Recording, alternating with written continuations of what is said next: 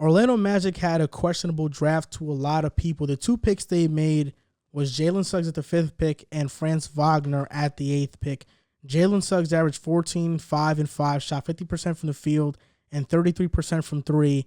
And Franz Wagner averaged 12, 6, and 3 and shot 34% from 3. Orlando, to me, in this draft went for pro-ready guys who can contribute to winning right now and change the culture. They didn't want to go with the project-type player with Jonathan Kuminga, and I have to respect them for that because right now, Jalen Suggs, he does make them have a lot of guards, but Markelle Fultz is coming off of a serious injury, ACL injury. We're not sure who he's going to be yet. RJ Hampton showed flashes, but he's more of a tweener. Cole Anthony is a volume scorer, inefficient. Jalen Suggs is probably the best one out of Fultz, Cole, and RJ. And right now they need a franchise point guard. And that's why I think this Jalen Suggs pick, in hindsight, was a good pick because he can be that franchise point guard.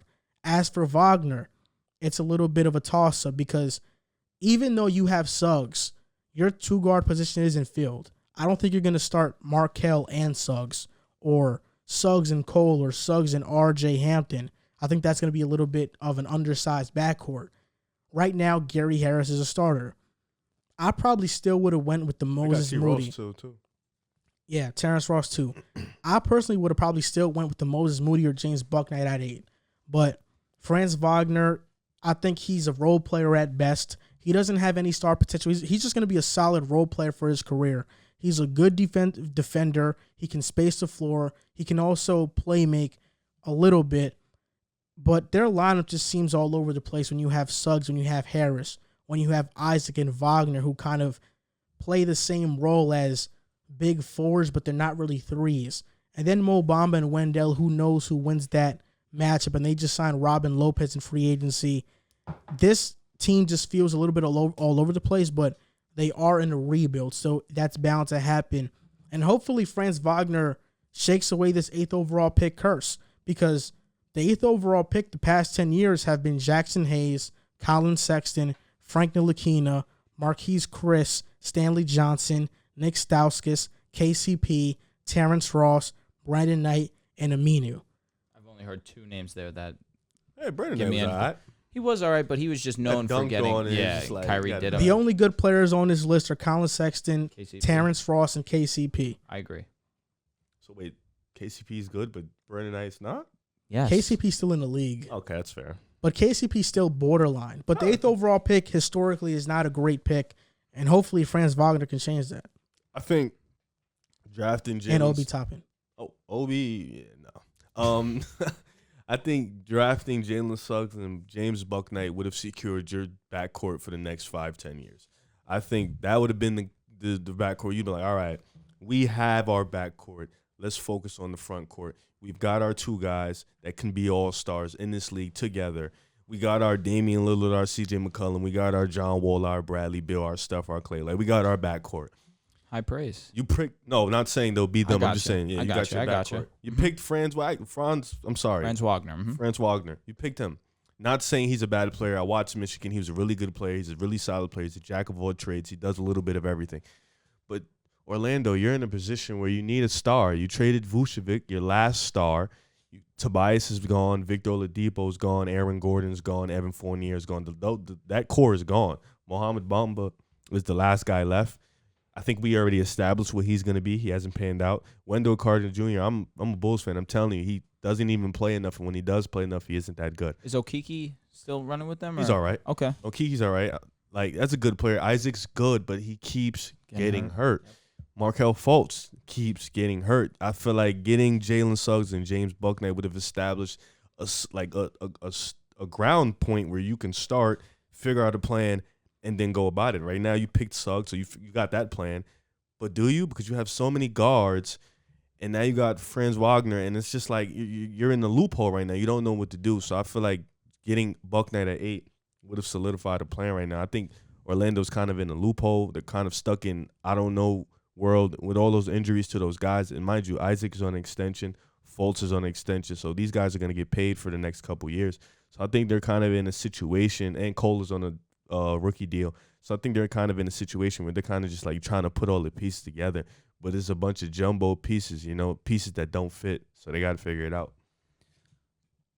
I like the draft that they had because I mentioned already earlier in the show, Jalen Suggs fell into their lap. Scotty Barnes, shocking the NBA universe going with the Raptors going Scotty Barnes, It allowed Jalen Suggs to fall right into Magic's lap. Now, to go into what you said a little bit, you said that, you want to establish the backcourt. I felt like by them going Jalen Suggs, they understand that they have this commitment to Markelle Fultz. So I'm just going to assume that Markelle Fultz is in their plan for the future, and they're going to put him alongside Jalen Suggs now too, which it doesn't sound too bad to me if Markelle can actually stay on the court and actually continue to improve like he has when he's been on the court. Now, I look at this Franz Wagner pick. I understand the pick 100%. I would have gone a different way, as in I would have gone Sengun, maybe Kai Jones. One of those two bigs because I don't trust the bigs they currently have. I mentioned Okeke. I think he had some solid minutes down the stretch, but the Magic really weren't doing anything, and he was really just a highlight down the stretch of garbage time basketball for Orlando. So I'm not going to go into too much or look into that too much given the fact that it was down the stretch. But I understand the Magic have needs, and they believe that Franz Wagner, a guy that can do a little bit of everything, may be that guy for them. I agree with Joel. I think that he is going to be a solid role player. I think that he can be good at that job for sure. I just think that there are other options. I just don't think that I would have gone all in on the double guard, given the fact that they have Fultz, they have a Cole Anthony, they have an R.J. Hampton.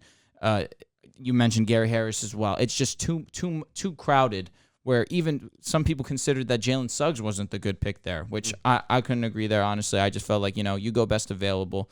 But I understand not going double guard. Franz Wagner can do a little bit of everything. So it's a big wait and see, but again, I don't hate it. I think that they made some solid moves. It's a big development, a big developmental process with the Magic right now. So they set themselves up for the future pretty well, especially with Jalen Suggs being a potential corner piece of this franchise. I think Okeke starts next year. I agree. I think probably their starting lineup is going to be Jalen Suggs, Gary Harris, Okeke, Isaac, and then Bamba or Wendell. Who knows who's going to win? Will Isaac be back at the start of the season? He should be. I think he got hurt early. He got hurt in the bubble. Oh.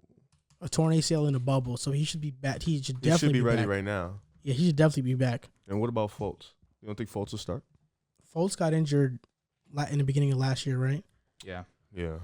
Fultz could start. It could be that 1-2. But I think for spacing purposes, having Suggs and Harris and Okeke. Harris is another guy that gets hurt a lot, too. Yeah, and then I would rather start Terrence Ross. I know he's been their sixth man for years, but I just think that you need to have some spacing on the floor. And with Markelle and with Suggs, it's just not enough spacing. Markelle is an inconsistent shooter. He can shoot, but he's inconsistent. Because of that, I think that they have to get the floor space for Suggs because Suggs is a downhill player. You need spacing for Suggs. You can't have it crowded. And that's what I would do if I was Orlando. But I think Okeke should start because last year he did show a lot of flashes. He averaged 8 points, shot 36% from three. Sure. He was a really good player for them. He can defend as well. And I think Franz Wagner comes off the bench and he becomes that glue guy off the bench. I don't want to cut you off just to give the information. No, I'm good. Fultz got hurt January 6th of 2020. So what was the injury? ACL. So he should be back around October, November. Something around that. I don't think that he'll be ready for the start particularly. I think they'll give him some time. That's crazy, man. They keep getting hurt. No, for sure. It's tragic, truthfully. But I just think that, you invested some money into him. Give him the time. You're not in a position to win anyway. Yeah. So why rush him back?